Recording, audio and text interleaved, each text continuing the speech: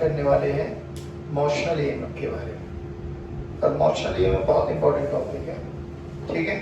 और इसका वैलिडेशन हम बात फैराडे लॉ से भी कर सकते हैं। कई रिजल्ट ऐसे आएंगे जो आप लोग डायरेक्टली बोल देंगे कि इसका आंसर ये है, बट उस वाले फॉर्मूले को हम फैराडे के अकॉर्डिंग भी चेक कर लेंगे और मोशनल ईएमएफ के अकॉर्डिंग भी चेक कर लेंगे। पहली बात तो देखो, नाम से ही क्या पता लग रहा है, मोशनल ईएमएफ यानी कुछ ना कुछ इज रिलेटेड टू मोशन, यानी कोई ना कोई चीज है जो मोशन से रिलेटेड है। अभी क्या होगा, देखो ऐसा मान के चलो, याद करो जब हम लोगों ने इलेक्ट्रिक फ्लक्स पढ़ा था, फिर हम लोगों ने मैग्नेटिक फ्लक्स पढ़ा है, और इलेक्ट्रिक और मैग्नेटिक फ्लक्स में मैंने एक एग्जांपल दिया था सुई धागे वाला, कि अगर इलेक्ट्रिक फील्ड लाइंस पियर्स करते हुए जा रही है, ठीक है ना, तो बेसिकली वो आपके पास वहां पे फ्लक्स जनरेट करती थी। यहाँ पे मैग्नेटिक फील्ड में भी फ्लक्स जनरेट होता है, फ्लक्स जनरेट होगा, और यहाँ पर अगर फ्लक्स वेरी कर रहा है विद टाइम तो ईएमएफ भी इंड्यूस होने वाला था। अब सुनो, मान लो कि आपके पास ना कुछ ऐसा मान के चलते हैं कि ये आपके पास एक कोई भी कंडक्टिंग रॉड है, डन, जिसकी लेंथ L है, और ऐसे समझ के चलो कि मैग्नेटिक फील्ड लाइन से ना ऐसे अंदर की तरफ है, ये मैग्नेटिक फील्ड लाइन से, ठीक, अंदर की तरफ है। अब सोच के चल, जब ये रॉड इस पे चलेगी, मान लो मैं इसको v वेलोसिटी से चला रहा हूँ, डन, तो जब v वेलोसिटी से चला रहा हूँ तो ये बताओ ये रॉड जो है ये मैग्नेटिक फील्ड लाइंस को कट करेगी नहीं करेगी? करेगी, भले ही ये कंप्लीट ना हो। जैसे अभी तक तो हम लोगों ने क्या देखा था, हम लोगों ने एक रिंग देखी थी, रिंग को रखा था मैग्नेटिक फील्ड में, वेरी करा रहे थे, बी चेंज करा रहे थे, एरिया चेंज करा रहे थे, थीटा चेंज करा रहे थे, फिर रियलाइज की फ्लक्स इंड्यूस हो रहा था, फ्लक्स चेंज भी हो रहा था, चेंज हो रहा होगा तो ईएमएफ इंड्यूस होगा। अब देखो आपका कॉन्सेप्ट क्या है कि अगर मेरे पास ये एक रॉड है और ये दीज आर मैग्नेटिक फील्ड है जो कि अंदर की तरफ इनवर्ड है, और मैं इस रॉड को अगर मैं चलाऊं तो सिंपल ये देखो, क्या ये रॉड जो चलते हुए मैग्नेटिक फील्ड को कट करेगी नहीं करेगी? बिल्कुल करती है।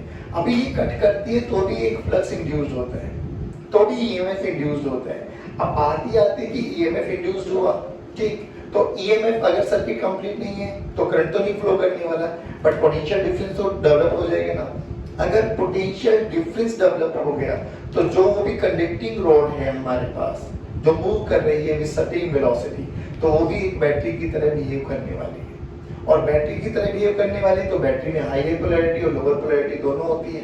Now how do we identify कि इस वाली जो रॉड मूव कर रही है उसकी कौन सी पोलैरिटी हायर है कौन सी लोअर है? चलो हायर लोअर का पता लगाएंगे, फिर उसका देखेंगे कितना ईएमएफ, बेसिकली कितना पोटेंशियल डिफरेंस उसके अक्रॉस डेवलप हुआ। जैसे कि अपन लोग बात करें कि मैंने बोला ये मेरे पास एक बैटरी है, ठीक, तो यहाँ देख के ही समझ में आ रहा है कि ये हायर और भी लोअर है। मान ली इसके अक्रॉस 10 वोल्ट है पोटेंशियल डिफरेंस, तो हमें समझ में आ गया ना VA माइनस VB 10 वोल्ट है। अरे हाँ है ना बोलो बच्चों, तो अपन लिख सकते हैं ना VA माइनस VB किसके बराबर बाबा? 10 वोल्ट। बोलो बच्चों, सही बोलो ना। अब ये 10 वोल्ट इसका पोटेंशियल डिफरेंस बता रहा है, ये A बता रहा है कि ये हायर पोटेंशियल पे, B बता रहा है ये लोअर पोटेंशियल पे। बिल्कुल सिंपल एनालिसिस है। देखिए अब कैसे करना है। मान लो यहाँ पर मेरे पास मैग्नेटिक फील्ड लाइंस है, बताइए मैग्नेटिक फील्ड लाइंस किधर है बच्चों?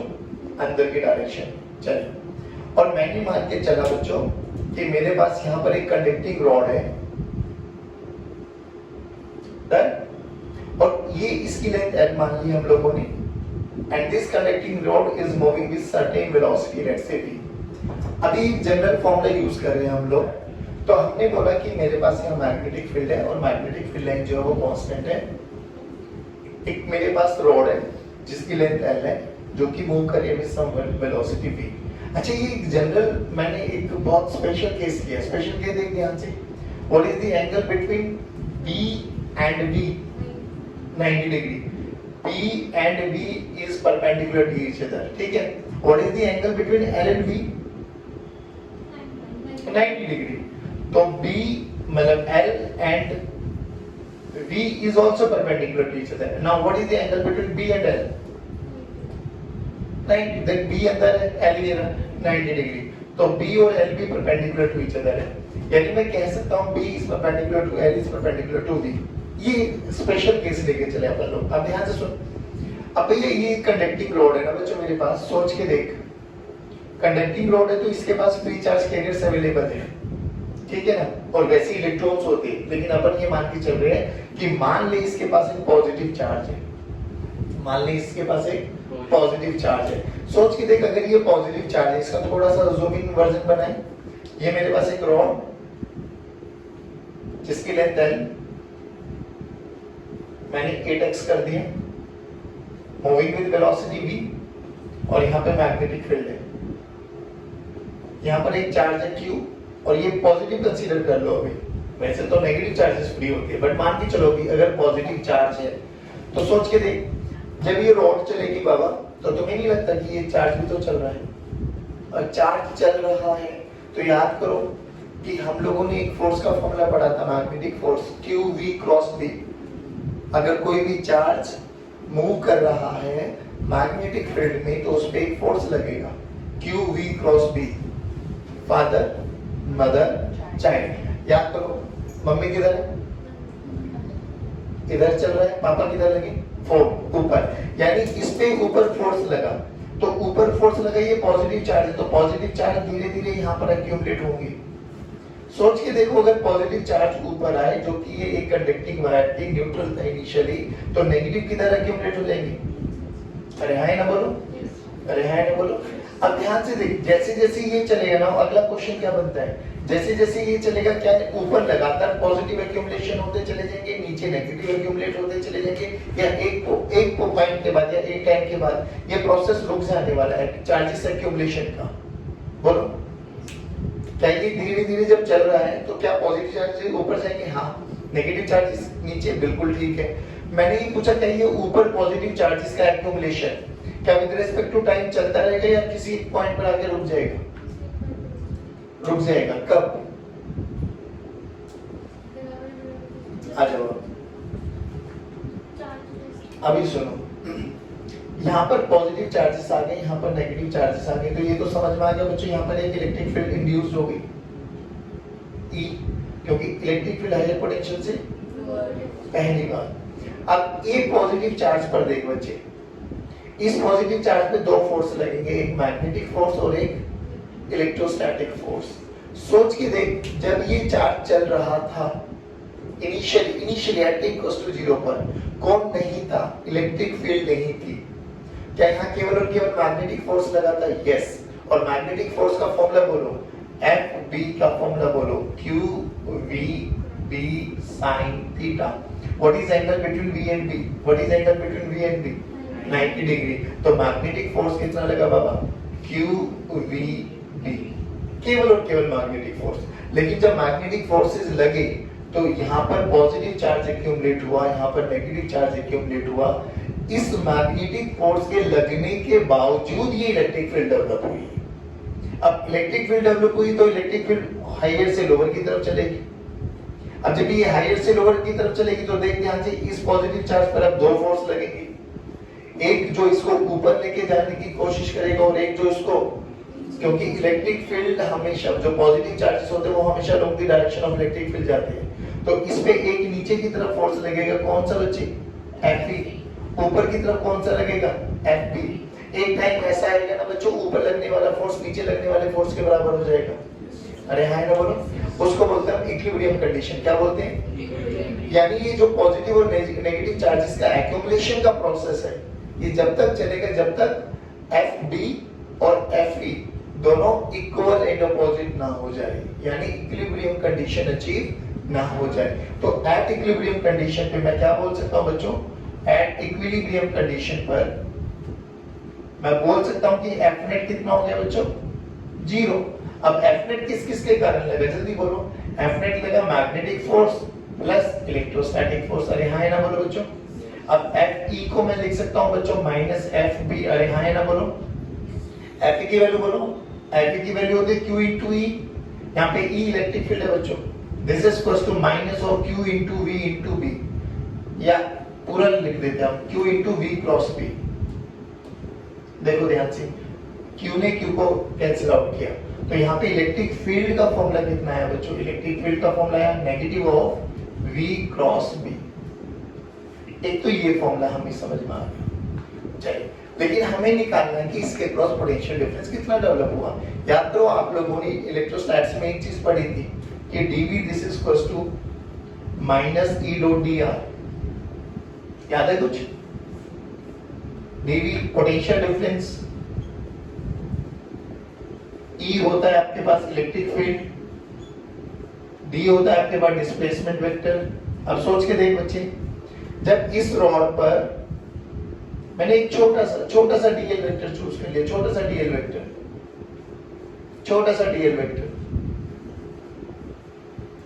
चूज कर लिया मैंने, ठीक है।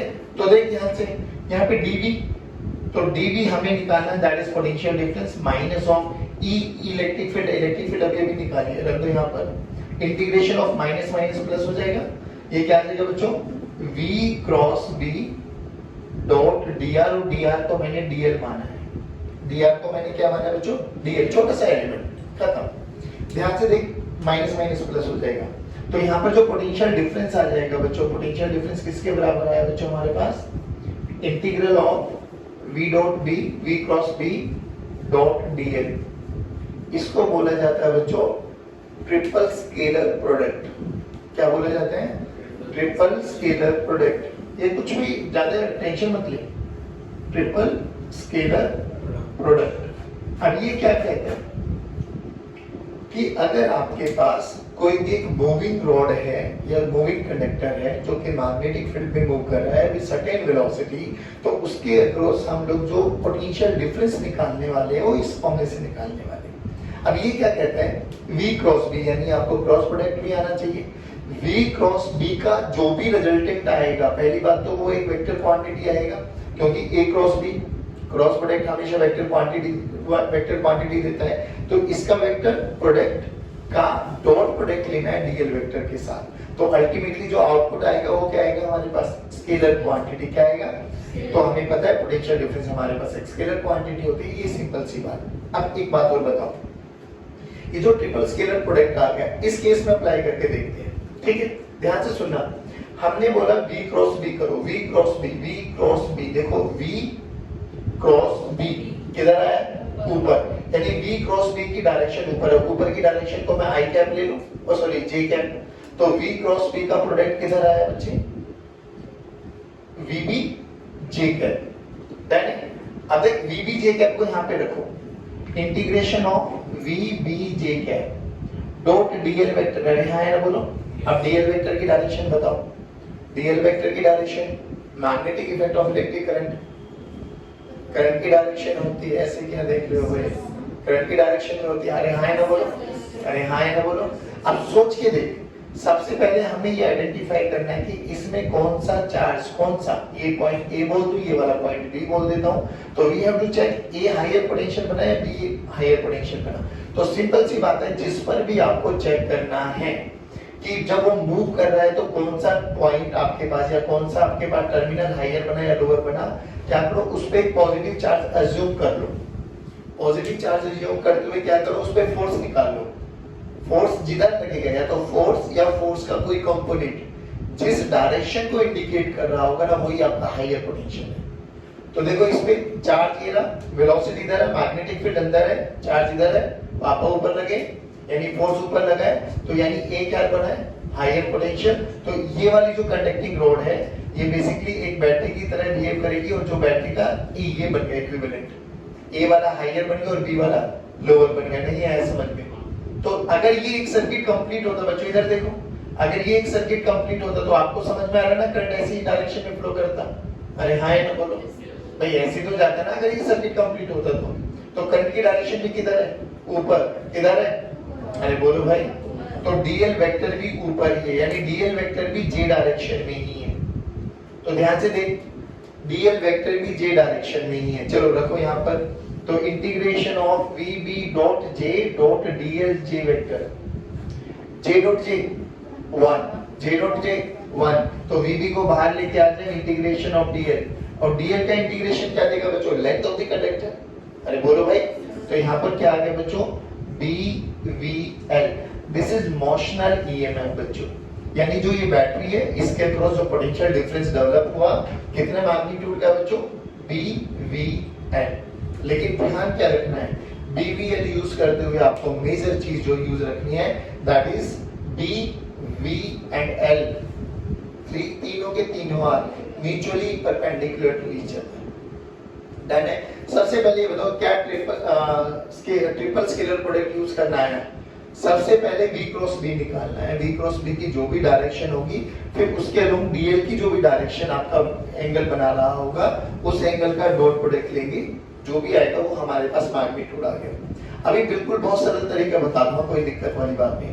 मेजर केस में हम लोगों को ये यूज करना होता है, तो ये यूज करते हुए आपको ध्यान का रखना रिजल्ट ये है BVL, लेकिन BVL को यूज करते हुए आपको एक ही चीज याद रखनी, BV and L are mutually perpendicular to each other. जल्दी बताओ आए नहीं है समझ। देखो इसको एनालाइज करो। हमारे पास एक मैग्नेटिक फील्ड है, ठीक, और ये हमारे पास एक रॉड है। अब इसका टर्मिनल A मान लेते हैं ये वाले को, और टर्मिनल ये मान लेते हैं B। सबसे पहले तो हमें ये चेक करना कि कौन सी हायर पोटेंशियल पर है, A या B। जोन सा भी हायर पोटेंशियल पे, अगर A है तो VA माइनस VB निकालना है, और B है तो VB माइनस VA निकालना है, ठीक है। अब ध्यान से देखो, अब ये एक जनरलाइज केस आ गया। इसमें हमने क्या देखा कि जरूरी नहीं है भाई कि VBL तीनों mutually perpendicular to each other हो। अगर किसी एक पर्टिकुलर एंगल पे आ गए तो डिटो सेम है। देख पहले मतलब पोटेंशियल डिफरेंस का फॉर्मूला क्या पढ़ा है हम लोगों ने? पोटेंशियल डिफरेंस का फॉर्मूला पढ़ा है V cross B dot dl। Done है ना ये? अब ये देख V A डायरेक्शन में है, मैग्नेटिक फील्ड बाहर है, इधर देखना आराम से, ये V वेक्टर है, ये B वेक्टर है, ठीक है ना। V क्रॉस B करना है तो V cross B, V cross B, V cross B, V cross B, V cross B, done. ऐसे क्या देख लोगे? V A क्रॉस B निकालना आता है ना, हाँ तो हाथ चलाओ, V क्रॉस B, तो फोर्स इस डायरेक्शन में लगा, डन। तो फोर्स लगा इस डायरेक्शन में, देखो ध्यान से, ये लगा V क्रॉस B, तो V क्रॉस B यानी VB क्रॉस B साइन 90। देखो V और B के बीच में एंगल 90 डिग्री है, तो VB आ गया, मैग्नीट्यूड ये आ गया, डायरेक्शन ये आ गई, डन है इतना। अब देख DL वेक्टर, अब इसमें बता कर इस पे एक पॉजिटिव चार्ज कंसीडर कर ले, पॉजिटिव चार्ज कंसीडर करके फोर्स निकाल, इस पे फोर्स किधर लगेगा? ध्यान से देखो, मैग्नेटिक फील्ड, मैग्नेटिक फील्ड ये ना बाहर, मैग्नेटिक फील्ड बाहर, वेलोसिटी इधर, तो फोर्स इधर। अरे V क्रॉस B फोर्स ही देता है भाई, तो ये फोर्स, अच्छा ये कितना एंगल बनेगा? 53। तो फोर्स का ये कंपोनेंट आया ना इधर, F cos 53, तो basically VB is higher than VA। पहले ही बताओ ये समझ में आएंगे, फोर्स या फोर्स का कोई कंपोनेंट जिस डायरेक्शन में आ जाएगा वही आपका हायर पोटेंशियल होगा। यानी मुझे निकालना क्या बच्चों? VB minus VA। चलो अब उस वाले तरीके से आ जाओ, VB माइनस VA, तो V क्रॉस B का तो आ गया हमारे पास VB, अरे हाँ ना बोलो, तो V क्रॉस B का तो आ गया हमारे पास VB। अब ध्यान से देख DL इस डायरेक्शन में बाबा, ठीक, DL इस डायरेक्शन में है, तो DL और F V क्रॉस B के बीच में एंगल कितना बना? 53 डिग्री। तो वहां पे सोल्व कर लो, DL cos 53, cos 53 कितना होता है भाई? cos 53 होता है 3/5, तो VB 3/5 इंटीग्रल ऑफ DL। अब DL का इंटीग्रेशन बोलो, लेंथ, तो आंसर कितना आ गया? VBL 3/5, that's it. अब इसको थोड़ा और अच्छे से बताता हूँ। ये तो था हमारे पास वो स्केलर ट्रिपल प्रोडक्ट यूज करके। कोई बच्चा अगर अपना बेसिक लॉजिक भी लगाना चाहे कि सर एक बार बताओ ना, आपने बोला था V is perpendicular to V is perpendicular to L, यार मैं तो ये यूज करना चाहता हूँ। तो ध्यान से देख, मैग्नेटिक फील्ड किधर है? बाहर, और मेरे पास जो रॉड रखी हुई है वो ये रही L। ध्यान से देख बच्चे, इसके दो कंपोनेंट आ गए ना, V के दो कंपोनेंट करो, एक V का इसी के दो कंपोनेंट करो, ये कितना आ जाएगा? V cos 37, V cos 37, और एक ये कितना हो जाएगा बच्चों? V sin 37। अब ध्यान से देख, पहले ये बताओ क्या B और L परपेंडिकुलर है? हाँ। क्या V और L भी परपेंडिकुलर है? यस। क्या V और B भी परपेंडिकुलर है? बिल्कुल है।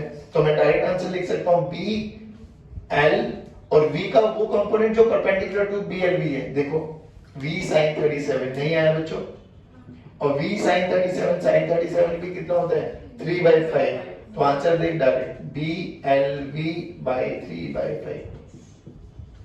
आंसर किसी से भी कर, you will get the same answer.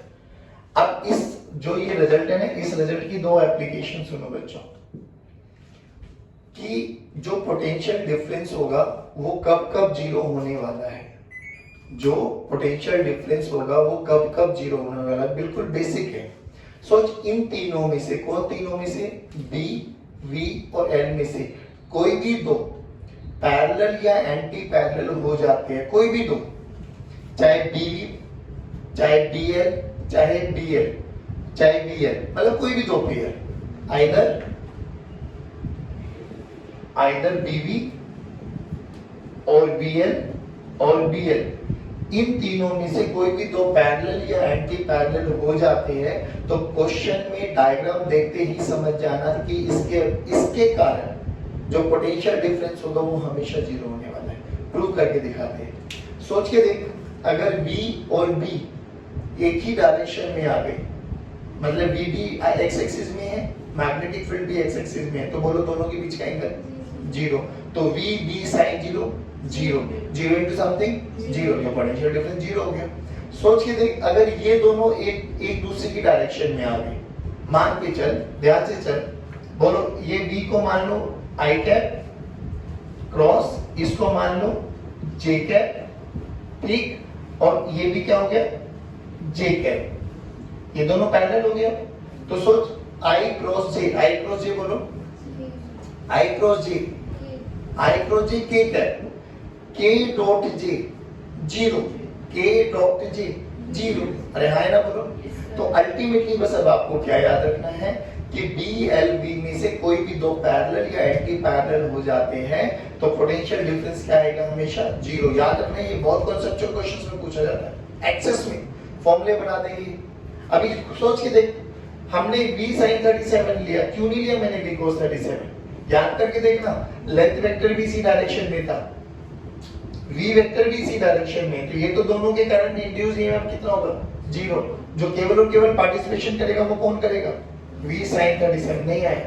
अच्छा, अब इसका दूसरा केस देख, क्या ऐसा हो सकता है कि पैरेलल एंटी पैरेलल ना हो उसके बावजूद भी पोटेंशियल डिफरेंस जीरो हो जाए? हाँ, एक ही कंडीशन है फिर, कि ये तीनों के तीनों v b और l एक ही प्लेन में लाई करने चाहिए। अगर तीनों के तीनों एक ही प्लेन में लाई कर गए तो भी इंड्यूस्ड ईएमएफ क्या हो जाएगा, जीरो। सोच के देख, ये मेरे पास x एक्सिस है, ये मेरे पास y एक्सिस है।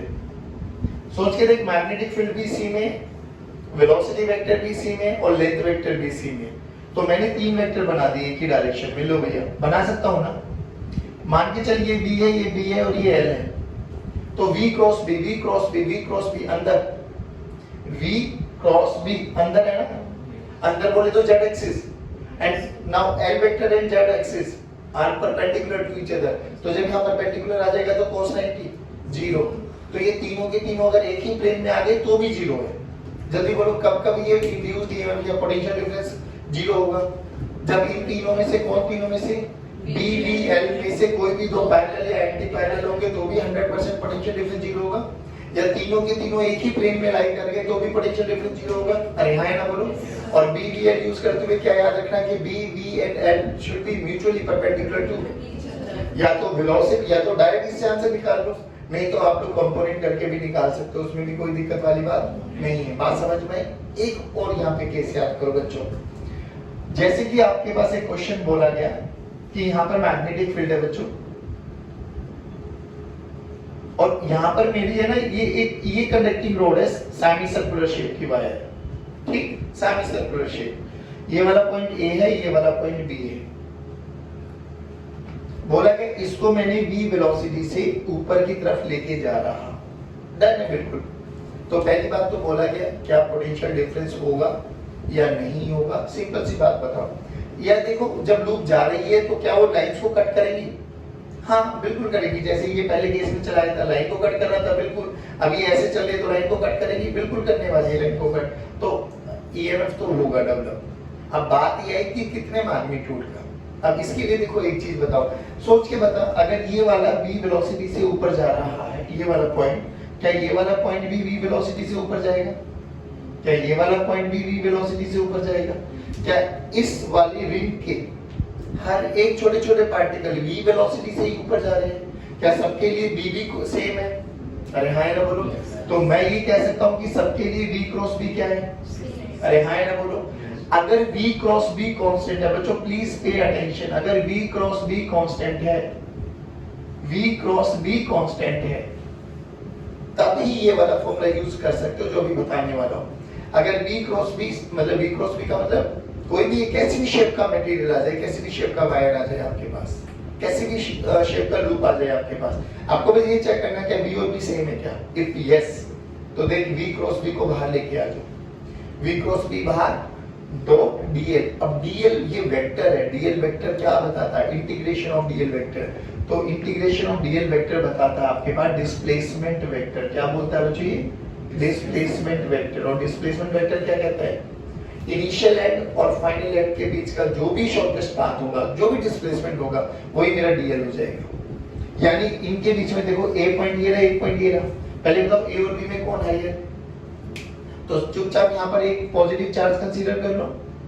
पॉजिटिव चार्ज पे देखो मम्मी मैग्नेटिक फील्ड, वेलोसिटी ऊपर है, इस डायरेक्शन में फोर्स है, यानी ए हायर पर है। करके देखो ना एक बार, हाथ चलाओ, मैग्नेटिक फील्ड, वेलोसिटी वेक्टर, अंगूठा देखो किस डायरेक्शन में आ रहा है, अंगूठा देखो लेफ्ट डायरेक्शन में है, तो लेफ्ट डायरेक्शन में है तो ए हायर है और बी लोअर है। तो इन दोनों के बीच में जो भी ये होगा that is your DL vector. इसको क्या बोला गया बच्चों? DL vector. और डीएल वेक्टर यहाँ पर कितना आ जाएगा? 2r। कितना आ जाएगा? 2r। कितना आ जाएगा? 2r। यानी ये केस आपके पास क्या बन गया? सुन लो, ये केस आपके पास बन गया कि एक हमारे पास मैग्नेटिक फील्ड है, इस मैग्नेटिक फील्ड में हमने एक रॉड को रखा है जिसकी लेंथ कितनी है बाबा? 2r और मूविंग विद वेलोसिटी v। तो डायरेक्ट फॉर्मूला बोलो, देखो अब b d l तीनों mutually perpendicular to each other आ गए, तो डायरेक्ट फॉर्मूला क्या आ जाएगा बच्चों? b into 2r into v। अरे हाँ है ना बोलो। अब जो कि a हायर पोटेंशियल पे, तो इसकी इक्विवेलेंट बैटरी क्या बन जाएगी बच्चों? ये हायर और ये लोअर। नहीं आया समझ में? अब की बात डन। दोबारा सुनो, हमने क्या बोला कि अगर मेरे पास कैसी भी शेप की वायर आ जाए, अभी तक तो हम लोग स्ट्रेट वायर के बारे में बात कर रहे थे, अब हमने सेमी सर्कुलर वायर ले ली, फिर भी एक ये अच्छी खासी वायर है, कोई भी आर्बिट्रेरी शेप, कैसी भी शेप आ जाए, आपको क्या चेक करना है? क्या वेलोसिटी और b हर एक एलिमेंट के कांस्टेंट है क्या? इफ यस तो v क्रॉस b को तो लेके आ जाओ बाहर, डॉट को भी बाहर लेके आ जाओ। dl वेक्टर का इंटीग्रेशन 11th का कॉन्सेप्ट है, dl वेक्टर का इंटीग्रेशन देता है आपको पास डिस्प्लेसमेंट। और डिस्प्लेसमेंट क्या होता है? उसके इनिशियल एंड को पकड़ो और फाइनल एंड को पकड़ो, उनके बीच में जो भी डिस्टेंस होगा वो dl वेक्टर है। सोच के देख, v और b सेम है, तो इनके बीच में जो ये डिस्प्लेसमेंट आ गया, ये कितना है? 2r। सेमी सर्कुलर वायर भाई, तो डायमीटर ही तो बन गई, डायमीटर कितना होता है? 2r। तो यहाँ पे लेंथ वेक्टर कितना हो जाएगा? 2r। नहीं आया तो ध्यान से देख, ये इसका इक्विवेलेंट बन गया कि 2r की एक रॉड ली मैंने जो कि v वेलोसिटी से ऊपर जा रही है और मैग्नेटिक फील्ड है क्रॉस, तो b v and l are mutually perpendicular to each other. तो डायरेक्ट फॉर्मूला क्या हो जाएगा? b l v। और b एज इट इज रखेंगे, b एज इट इज रखेंगे, बस l की वैल्यू क्या हो जाएगी? 2r। अब चेक करना है कि कौन हायर है कौन लोअर है, तो इस पे क्या कंसीडर कर लो? एक positive charge, positive charge consider कर लो। मम्मी पापा बेटा वाला कॉन्सेप्ट लगाओ, फादर मैग्नेटिक फील्ड, चाइल्ड बोले तो करंट या वेलोसिटी, उस पे जिधर भी ये अंगूठा होगा या अंगूठा लगने के बाद कोई भी फोर्स का कंपोनेंट ए या बी की डायरेक्शन में, जिस भी डायरेक्शन में वो इंडिकेट करेगा, क्या वही हायर पोटेंशियल बन जाएगा? वही हायर पोटेंशियल बन जाएगा। तो ये वाली इसकी एक इक्विवेलेंट बैटरी के रूप में बन जाएगी। हाँ, करंट अगर सर्किट कंप्लीट करेगा तो करंट भी फ्लो कर देगा। करंट कितना हो जाएगा बच्चों? I की वैल्यू हो जाएगी E/R। E क्या है? जो ये V/2RV और R क्या है? Resistance of that particular circuit. नहीं आया आपको समझ में? पक्की बात? अगर ये आ गई तो ये क्वेश्चन आप खुद करके दिखाना। देखिए सिंपल सी बात है, हमारे पास क्या रूल है बेटे? V cross B dot dl। चलो B किधर है और B, तो V क्रॉस B इधर आए, डन है। V क्रॉस बी किधर है? ये डायरेक्शन में है यानी इस डायरेक्शन में है। हाँ सही है। वी देखो ना, वी वी ऊपर है, क्रॉस अंदर है, तो वी क्रॉस बी किस डायरेक्शन में है? ये डायरेक्शन नहीं है। पक्की बात है ना? हाँ इधर देखो, तो ये आया वी क्रॉस बी आपके पास। अब इस पे देख, इस पे एक पॉजिटिव चार्ज मान ले, पॉजिटिव चार्ज मान के फोर्स निकाल, फोर्स भी इसी डायरेक्शन में आएगा, तो ए हाइयर बना और बी लोअर बना। तो इसका स्केल ऑफ कंपोनेंट देखो, इसका स्केल ऑफ कंपोनेंट देखिए कितना आ गया? 5 cos 37 और कितना है? cos 37 कितना है? 4/5, तो 5 into 4/5, ठीक है? अरे बोल भाई, तो V क्रॉस B VB आया, डन, रखो वहां पे VB dot DL, VB VB है, DL आपके पास 4 आ गया, और VB और DL में कितना एंगल बन रहा है? 180 डिग्री। हाँ भाई, VB और DL में कितना एंगल बन रहा है? 180 डिग्री। बोले तो कितना आ गया? VB DL बोले तो 5 cos 180 डिग्री, बोले तो कितना आया? -5 VB। ये आंसर नहीं है, पक्की बात?